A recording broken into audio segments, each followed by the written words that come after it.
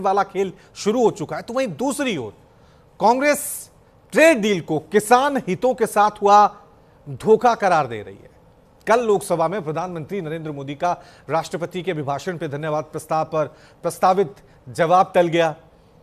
इसी को लेकर हमारे संवाददाता कनिका कटियार ने कांग्रेस सांसद प्रमोद तिवारी से खास बातचीत की है। उन्होंने क्या कुछ कहा है, आइए सुनते हैं।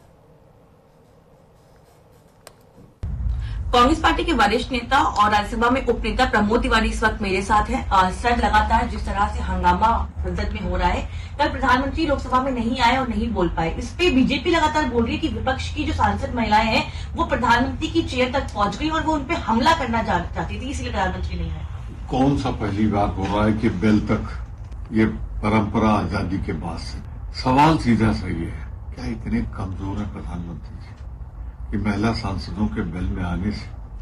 अरे सच्चाई तो ये, जिस तरह अमेरिका की बाजार में ट्रंप के आगे पता नहीं कौन सी चीज छिपाने के लिए, किस कमजोरी की वजह से जो इंडो अमेरिकन डील करके आए हैं, इससे किसानों के सारे हित गिरवी रख दिए हैं उन्होंने, बेच दिया है किसानों के हितों। जिस तरीके से लघु मध्यम उद्योग, कहीं सुना है ऐसा डील कि वो तो जो भेजेंगे सब फ्री है हमारे यहाँ से, हम जो भेजेंगे? ये कैसी डील है? ये तो बेचीकरण किया आपने भारत के हितों का।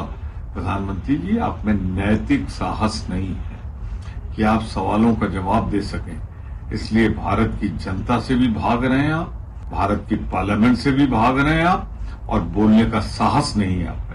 सर, इसी को जोड़ते हुए एक सवाल है। सरकार लगातार ये बोल रही है कि हम अपना रुख क्लियर कर चुके हैं कि भारत की तमाम लोगों के अधिकारों से सरकार कॉम्प्रोमाइज नहीं करेगी। हालांकि पीयूष गोयल ने प्रेस कॉन्फ्रेंस भी की थी, कल संसद में कुछ बातें भी रखी उन्होंने, लेकिन सरकार यही बोल रही है कि चाहे वो किसान हो, मजदूर हो, किसी के आत्मसम्मान से कॉम्प्रोमाइज जो है वो नहीं किया जाएगा।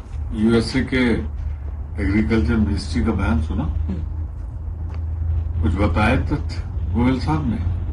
गोयल साहब के चेहरा बता रहा है कि मोदी जी ट्रंप के भारी दबाव में क्या है, क्यों है। कैसा प्रधानमंत्री हमारा है कि विपक्ष पे तो हमला करता है, हर तरह से हमला करता है, और जब जनरल नरवाने, भारत की सेना अध्यक्ष, सच्चाई बयान कर देता है अपनी किताब में, परमिशन नहीं देते उसे छपने के लिए, और वो आज तक उन्होंने कंट्राडिक्ट तो नहीं किया। क्या हम अपने प्रधानमंत्री से हमारी भूभाग पर कब्जा होता रहे, मार्गदर्शन मांगे जनरल नरवाने, भारत की सेना, और ये हाथ पैर ढीले कर दे, निर्देश न दे सके? इस वजह से लोकसभा का सामना नहीं कर पा रहे हैं, क्योंकि आज पार्लियामेंट का सामना नहीं कर पा रहे हैं, जनता का सामना नहीं कर पा रहे हैं, इसलिए भाग रहे हैं। एक अंतिम सवाल, राज्यसभा में आप उपनेता हैं, आज प्रधानमंत्री का राज्यसभा में कहा जा रहा है कि संबोधन हो सकता है राष्ट्रपति के अभिभाषण को लेकर, तो क्या जिस तरह से लोकसभा में ऑपोजिशन ने रोका था प्रधानमंत्री को बोलने से, आप लोग राज्यसभा में भी रोकेंगे प्रधानमंत्री को बोलने से? ना लोकसभा में रोका था, रोकने की नौबत कहाँ है? खड़े तो होते, बोलते तो। न राज्यसभा में रोकेंगे, लेकिन भारत के किसानों को जिस तरह अमेरिका की मंडी में बेचा गया है, उनके हितों को, उस पर सवाल चाहिए।